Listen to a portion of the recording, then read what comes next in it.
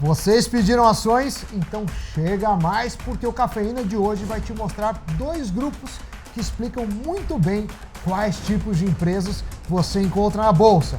Vamos explicar as diferenças entre Blue Chips e Small Caps. You take the blue pill, and I show you how deep the rabbit hole goes. E não são só as ações que estão bombando, o valor investido em fundos de investimento também acaba de bater um novo recorde de 5 trilhões de reais. E no quadro Psiconomia, o efeito cobra. E você já sabe, o Invest News está em todas as plataformas, então aumenta o som do seu Spotify, toca o nosso sininho para se inscrever no Investflix e no Invest News e acompanhe os nossos conteúdos também nas redes sociais, no Facebook, no Twitter, no Instagram e no investnews.com.br.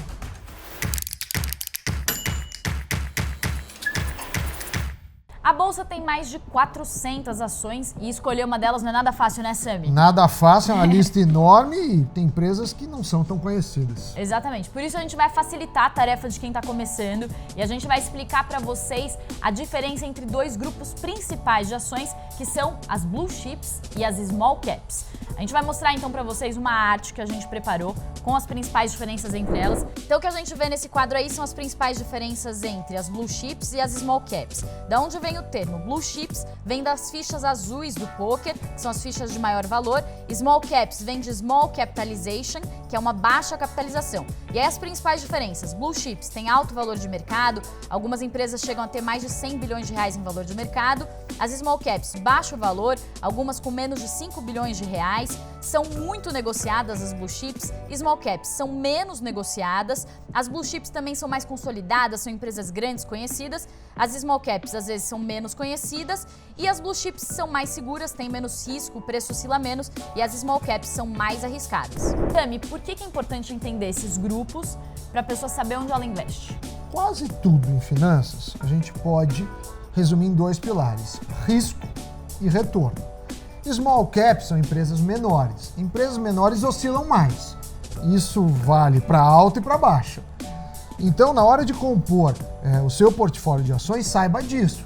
Porque se você quiser pegar Blue Chips, provavelmente você vai ter menos dores de barriga, mas, por outro lado, você vai ganhar menos se a bolsa for bem. Small caps é o mais risco, mais dor de barriga. Então a gente sempre fala de perfil, você entender bem, eu diria que essa é a principal diferença. E aí alguns exemplos, só para o pessoal se situar. Aí, por exemplo, de Blue Chips a gente tem Petrobras, Vale, Itaú, os bancos, ações bancos de bancos, todos. Né? Vale tem mais de 8% ali da composição do Sim, Ibovespa. sim. E as Small Caps tem algumas que também são conhecidas, né? Tem. Por exemplo, Arezzo é uma delas. Porque o que classifica, né, a rigor, todas as características que você falou, cabem, mas a rigor é uma empresa que não tenha um grande valor de mercado, ou seja, não seja uma empresa tão valiosa. Isso não significa que a empresa não seja conhecida e nem que seja ruim, ela só tem mais risco. Ótimo. E a gente preparou também uma outra arte que mostra uma comparação entre o Ibovespa, que é o principal índice de referência da Bolsa, e o índice que mede a variação, o comportamento das Small Caps. A gente vai ver aí. E o que a gente vê de desempenho é que as ações de Small Caps, esse índice que concentra as ações menos negociadas da Bolsa, então a Bolsa tira das 85% ações mais negociadas, ela exclui essas 85% e pega as ações menos negociadas. E aí a gente vê um desempenho de mais de 50% aí das Small Caps. Pois é. E o Ibovespa com 20 e poucos por cento, que também não é um mau desempenho. Não, é o que eu estava comentando antes contigo. Quando a bolsa sobe, a tendência é que o índice Small Cap suba mais. Quando a bolsa cai, né? Bolsa, a gente está falando do Ibovespa, o Small Caps tende a cair mais. Então é uma questão de risco. Mas veja, a definição clássica de Small Caps não é pelo volume de negociação. Acaba sendo uma consequência. Mas o que caracteriza são ações que não, de empresas que não tenham um valor tão expressivo, tão significativo, valor de mercado. Quanto vale a empresa? Por exemplo, Petrobras, a Vale, Banco do Brasil, vale muitos bilhões. As outras, que você falou, Arezzo, ou outras que você comentou, menos de 5 bilhões. Resumindo, para quem está começando a investir na Bolsa, Blue Chips pode ser uma opção menos arriscada? Menos arriscada, lembrando que nunca se deve comprar uma única ação, porque quando você compra 6, 7 ações, você já tem uma diversificação natural, Priscila. Muito bom, Sami. E agora, Sami, também chegou um momento que a gente adora, né? Adora, porque vem ela aí, a editora Thaís Laporta, do nosso site, do investnews.com.br. Se você ainda não entrou, confere lá, porque o site está maravilhoso. Thaís, o que você conta pra gente? Oi, Pri. Oi, Sami. Olha só, a Economática divulgou essa semana que a indústria de fundos no Brasil atingiu um patrimônio de 5 trilhões de reais. É um número recorde e representa um crescimento aí de 15% em um ano. E o curioso é que esse número já ultrapassa em 500 bilhões o valor de mercado de todas as empresas listadas na Bolsa de Valores. Eu conversei com o professor do IBMEC, Walter Franco, para entender os motivos desse crescimento. O primeiro deles, olha só, o mais óbvio é a queda dos juros, que vem forçando os investidores a sair da renda fixa e procurar alternativas mais rentáveis. Isso vale tanto para o pequeno investidor quanto para o grande. O segundo motivo é o fato de que o nosso mercado de capitais está mais diversificado e maduro do que no passado. A tecnologia aí vem facilitando bastante o acesso do investidor a novos investimentos e isso ajuda a impulsionar a entrada dos cotistas. E o último fator é que boa parte do mercado já estaria aí se antecipando à expectativa de que o Brasil pode recuperar o chamado grau de investimento, que é o selo de bom pagador. E esse seria, então, um bom momento para entrar no Brasil e fazer investimento, porque os ativos estariam mais baratos. Mais notícias sobre finanças e economia você encontra lá no nosso site, o Invest News. Aguardo vocês! Bom, Sami, a Thaís falou então que o mercado está se desenvolvendo bastante e a gente vê então, é uma combinação da taxa de juros mais baixa, mas também você acha que o mercado financeiro também está oferecendo opções melhores para quem investe? Acho que as corretoras, né, aqui com a gente, a Easy Invest, tem várias opções que antes eram mais difíceis de serem acessadas. Então você tem uma democracia maior no que se refere a instrumentos financeiros e acesso. Então ticket mais baixo, mais opções, fintechs e, no caso de investimento, corretoras, fazendo muito bem esse trabalho. Acho que isso que determina esse bom resultado, fora o que você falou, né? Taxa de juros baixa, poupança perdendo da inflação, as pessoas tendo que se mexer mais. E para quem quer uma porta de entrada dentro dos fundos, qual que você sugere? Olha, fundos de renda fixa têm baixo risco, o problema está nas taxas de administração. A gente já falou aqui do ETF, né? O ETF é um fundo de ações que replica o Ibovespa. Eu diria que é uma boa porta de entrada. É uma maneira de você comprar todas as ações que estão presentes no Ibovespa. Baratinho, acho que a partir de R$100 e poucos você já consegue comprar uma cota. Na Easy Invest não cobra corretagem, então é uma boa dica, não precisa ter muito dinheiro. E daí já delega para o gestor a função ali de escolher os melhores investimentos. Nesse caso não é um gestor ativo, né? Ele não precisa bater o Ibovespa, ele vai replicar um índice, nesse caso o Ibovespa. Legal, Sami. E chegou a hora do quadro Psiconomia. Vamos rodar a vinheta.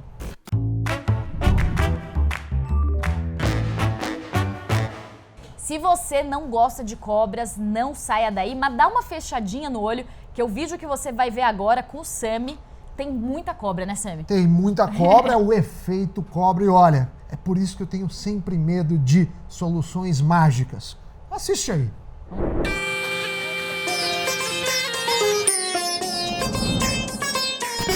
Me diz uma coisa, você já passou por alguma situação em que a tentativa de solução só aumentou o problema? Ih, rapaz. Em economia isso tem um nome e se chama efeito cobra. E você vai ver como ele funciona em mais um episódio da nossa série de Psiconomia.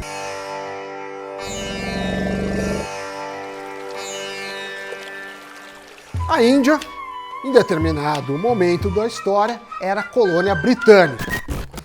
E o governo, preocupado com as cobras na cidade de Delhi, passou a oferecer uma recompensa em dinheiro para quem matasse uma cobra.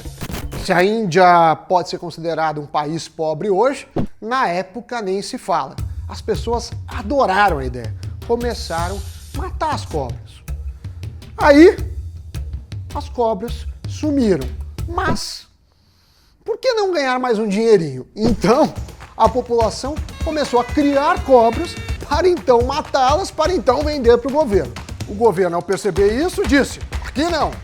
No, God! E cancelou o pagamento. O que as pessoas fizeram? As cobras de cativeiro foram soltas. Moral da história. O governo gastou um dinheirão e o problema aumentou. No final, tinham mais cobras depois desse projeto do que antes. Putz, cara. Por isso, muitos economistas temem sempre que o governo vem com uma solução mágica, uma canetada. E se você acha que é só na Índia que isso aconteceu, está completamente errado. Isso acontece em muitos países, em muitas épocas diferentes. No México, por exemplo, Cidade do México, a poluição horrenda, o transporte público péssimo, o governo tentou dar uma ajudinha. Instituíram um rodízio de carros, onde o mexicano só podia usar seu carro metade do tempo, dias pares ou dias ímpares. O mexicano pensou, olha, o que eu vou fazer? De carro já é ruim, eu demoro 3 horas para ir e voltar do trabalho. De ônibus, de transporte público, essas 3 horas vão para 6 horas. Os mexicanos não gostaram muito da ideia. E se fosse a valores de hoje, o mexicano que tinha um carrinho, digamos, no valor de 30 mil reais, vendeu seu carrinho e comprou 2 carrinhos de 15 mil. Carros mais velhos poluem mais.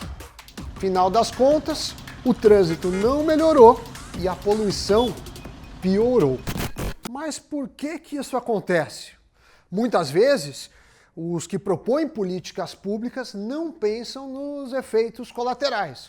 Às vezes é fácil olhar o efeito imediato, mas não é trivial pensar nos efeitos secundários e como os agentes, a população, vai reagir. Viu, Sami, o nosso editor, o Renato Knop, me mostrou esse vídeo, né? Antes a gente deu uma assistida. Eu quase morri. Eu falei, por que você fez? Odeio, vem da minha avó já. Então, assim, eu não gosto. Mas agora eu tenho mais pavor ainda, que você entende o efeito cobra, exatamente. Aí dá mais medo ainda. Tem o pavor econômico do efeito cobra, que pode ser ainda pior. Mas a Cafeína de hoje fica por aqui. Vamos ficar de olho na abertura do mercado. Daqui a pouco tem o Flash com a Pri. No final do dia, a Dona Indenútil não conta mais. E galera, não esquece de comentar, deixar seu like, a gente tá de olho. Pri, esqueci de falar alguma coisa? Não, tem um recadinho. Recado. A gente tá testando vários formatos aqui no Cafeína. Hoje a gente tá mais próximo, eu e Sami aqui, uma interagindo de pertinho. Só. E aí vocês deixem os seus comentários aí pra falar o que vocês estão achando dos nossos novos formatos, dos nossos testes. E também sugiram pautas, a gente adora. Se quiser comentar também, temos hoje água desidratada, não está à venda. Tchau, tchau, até mais. Tchau.